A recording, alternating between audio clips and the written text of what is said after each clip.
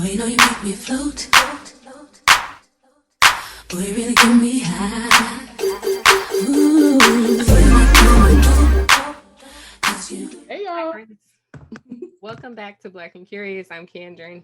What's up? What's up? It is your girl Dehjai. And I'm Trophy. And I'm still having a mimosa. Dehjai's still having some fancy ass water.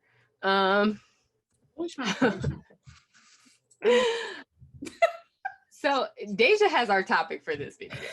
Oh, okay. Full disclosure, I'm gonna try to be good here. You know, Dehjai always got a story time for you. Okay. But we're gonna try to be as good as possible because next conversation that we're having is like about holiness. So we gotta get it together. And it is Sunday. I mean.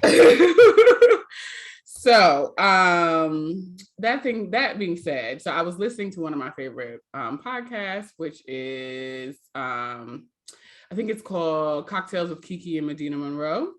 Okay. And so I love them. They're another like podcasting duo, Virgo and a Libra, two of my favorite signs. Mm-hmm. And so right next door to each other. Right. Just the other way. We're next door to each other, but on the Leo Virgo side. Right, exactly. So they had a listener letter where someone had written in and they were asking like for advice as to what they should do. And so like, I'm going to just sum it up. So the lady was saying that like, she found her forever person and she's so in love with him and she's so happy and everything is great. And like, she never thought that she would find her exact match in life. And so. Did we have an age for this woman? Most people that write in, I assume, are within our age group. I think that actually Kiki and Medina are a little bit younger than we are, but everybody is within 30s. Okay, gotcha. So I don't think that, I don't recall them saying the age of the lady who wrote in. Okay, because never thought I'd find. It gives a certain air, but go ahead. True. She might be older than me. So she said that like they had like this fairy tale whirlwind relationship or whatever. And he was adamant about them not stepping into like physical intimacy early on in the relationship, and where that's a red flag. After 30 days, she was like, listen, I'm ready to, bust it wide open. That's a red flag, by the way, but go ahead. Well, so finally when they did the deed, yes, sis soon found out as to why it was that he was not adamant about busting it wide open. Mm-hmm. I'm trying to not say the other thing. Kids are just like, you cannot say that. So I mean, you can, but I mean, he seemingly suffers from erectile dysfunction. Okay.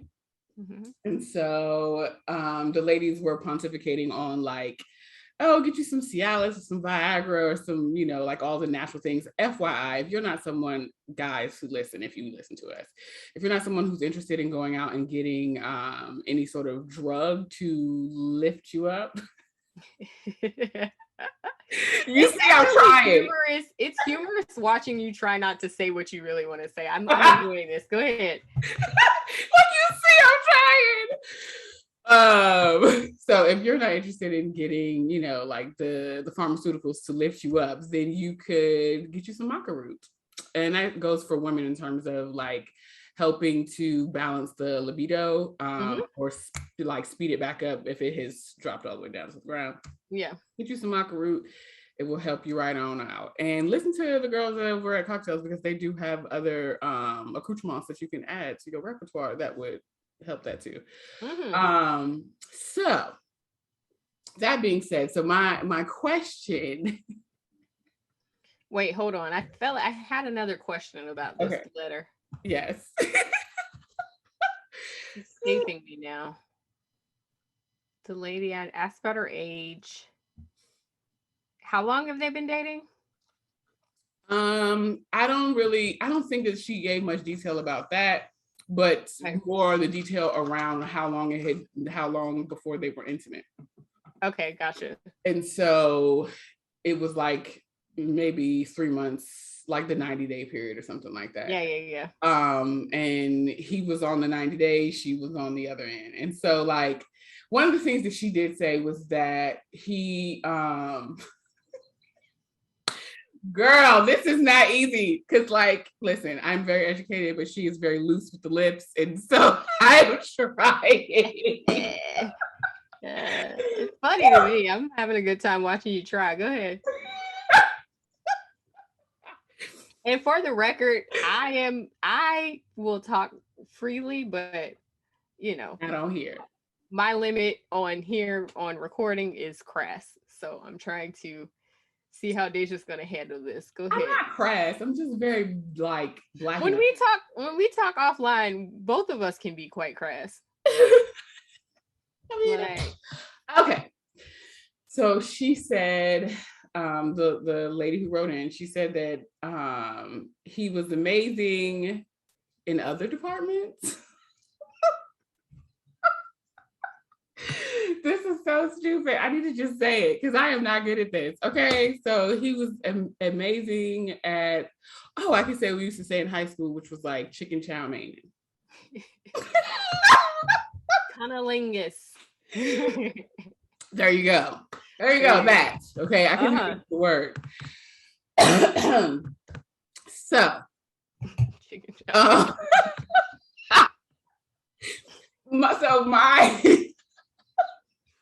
I am so weak. Pull it together. Okay. So my question, because we'll put that on the side. Mm-hmm. My question is, like, what advice would you give to someone who is very much in love with their partner, but the physical satisfaction is not there? I knew what I was gonna ask, and this is, I guess, we could go as a part of the answer to this question. I'm a lawyer. It always depends. It depends, because how does the partner feel about this? Because if he's okay, go ahead, because I had a question about that. Because like on the one hand, if he knows what's going on and he's like very open to it, then you can work with it. But if he's a person who's just like, then I mean, there's nothing to do. Like you have to move on. So she did say that he's very aware of, like, I mean, you just ought to be if it's not. But some people like Charlotte. Remember Charlotte on Sex and the City? Oh yes. The night before she tried to go, with Trey, and he was just like, "Oh, it just happens sometimes." And then it was like 6 months in, and it was always happening, and he was never, getting a rise. So yeah. There you go. Okay. Well, I seem like I'm so childish. I'm laughing so hard because I'm struggling to not say the other things, y'all. Yes. So, but yeah, so he was very much aware of what because I want to say impotence, but impotence is not the right word. Impotence is like the other part of like not being able to, I guess, like ejaculate. I don't really know this stuff. I don't know one from the other. But so having the erectile dysfunction, he was kind of like, I know I'm trying to figure it out, whatever the case, but she might have said something. They had conversations around him having tried other things and it didn't work per se, or whatever the case. I don't know. Really don't know. Okay. That matters. So well, go ahead. It sounds like he's open to a solution. So in that case, if you believe that this is indeed your person for life, forever and ever, you never thought you'd find him, he's a unicorn, he's 1 in a million, blah, blah, blah. If you believe that, then you work with them. Like the ladies on the other pod said, you try to figure out how to do the Cialis and even take some natural remedies, like you said, the maca root, and you work with it. Yes. I would agree if this is your forever person. Mm-hmm. I have a friend. By the way, wait, let me say that. By the way, this story is really about my friend. This is not about me, but okay, we'll get to the friend in a second. By the way, personally, I really feel like I don't believe in that unicorn, like this is the only yada yada yada.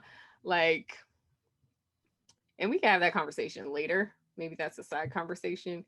I feel like I'm of the Demetria Lucas. There's a lid for every pot, but sometimes you know that there can be multiple lids for your pot. And I don't believe that there's always like, there's the one. And if this is a non negotiable for you, you should move on. So in real life, obviously this woman feels very strongly, but in real life, that's how I feel. So to the non-negotiableness of it all, a friend of mine was seeing someone and they were having a great time. And when it was up, it was up. And when it wasn't, it was not. It was up and stuck. I thought about that too, but I was like, all right, go ahead. And so she was just like, I'm not interested. And just I think that's fair too. Because for her, physical intimacy is very important. And I guess all the other pieces of the puzzle weren't like fit together in a way that he was a unicorn for her. Yeah. And so she was like, all right, bye. And that was the end of it. Even though he was like with the story of the letter from the other show, the partner was aware that he had erectile dysfunction and that it just, wasn't always working out. And he was good at the cunnilingus, as you say. I feel like you have to be, though, if that's your situation. Hello, that's your only other strength. Like, what like, so. Mm-hmm.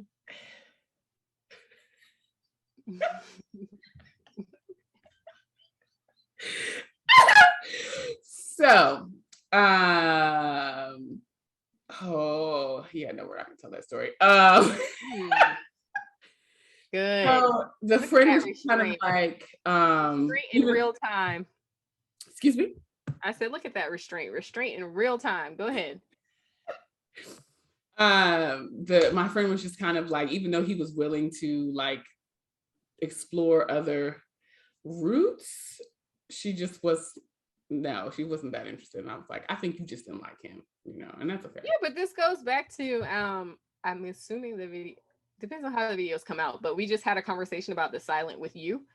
And it's like, what are you willing to do with the person you're with?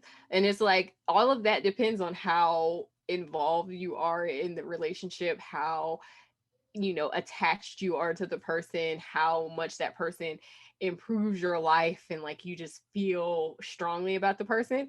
And if it's a person who you don't have all of those feelings for, you're not gonna do any additional work. Like who's time for that?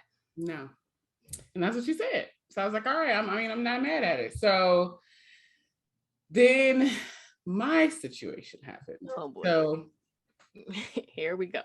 I mean, whatever. I don't care. Like, I don't talk to this person anymore. And it was no live lost or anything like that. It was just kind of like, it was a moment in time where I was looking to have an itch scratched, and the scratching was like not.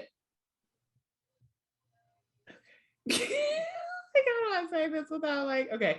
So I was looking to have an itch scratch, and there were things that were great, but it just was not working. Yeah. At all, like ever. And I was like, and so my friend that I told the story about a few moments ago has always been one of those people, like, sometimes you got to give people a second chance because the first time they're nervous and so on and so forth and blah, blah, blah. So I was like, okay, bitch, I'll try this one time. Yeah. So I did, and it just never worked out. So I gave that person, this because they were very adamant about not partaking in the pharmaceuticals. And so I suggested the same thing to them about like the natural remedies and sent him on his way. See, I told a story that didn't give you a whole lot of detail, but there you go. I did good. Very nice. Well done. But yeah, I mean, again, that's the difference. Like in the initial scenario, the guy was a unicorn, allegedly. The second scenario, not allegedly, that's rude. It's not rude. It's not rude, because I think some people will be hyping other people up, and like you just get to a point and you feel like, this person is everything in all things. And it's like, I feel like you might be doing a lot, lady. But hey, if that's what it is for her, then that's her unicorn. Like, you don't have to believe in unicorns no, for that's what I'm saying. That's her unicorn, allegedly. And also, like, a lot of times you be thinking it's a unicorn, and that should just be a horse. And it's killer. Be regular, very regular. Like, once you get into the whole situation, it's very, very regular. But anyways, that's just my cynicism, if you will. But her unicorn, so she was willing to work with it. Your friend was not having a unicorn situation, and we were of the same ilk. And you also were not having a unicorn situation. But also, to add to yours, the guy didn't seem like he was really willing to work with it. So, I mean, so in that regard, he went and got the stuff that I had suggested, but like, it was a parting gift. Like, this is what you should try. See if that works for you. Right. But he thought that he was gonna like go and get the parting gift and then come back. Right. Well, it was a different situation too, because you weren't that interested. So obviously that also matters. But you know, it matters about the openness, it matters about the connection. All of those things matter. Yes. So to all of our listeners, this is an ask of you. What would you do in this situation if you found your unicorn and it wasn't working out? I was almost going to say something else. And it wasn't working out in the physical intimacy department, but everything else was fucking perfect. What would you do? Would you do what we're saying as in terms of like just kind of figuring it out and meandering your way through it? Or would you be like me and my homegirl who were just like, well, y'all didn't find your unicorn. We didn't have a unicorn. But that wasn't that, but yeah. So anyways, yeah, drop down in the comments and let us know what you would do if your unicorn had some difficulties in the bedroom. Bye, y'all. Bye. Follow us everywhere. Black and Curious. Like, comment, subscribe. You know the deal. Peace out. You know you make me float. Boy, you really get me high.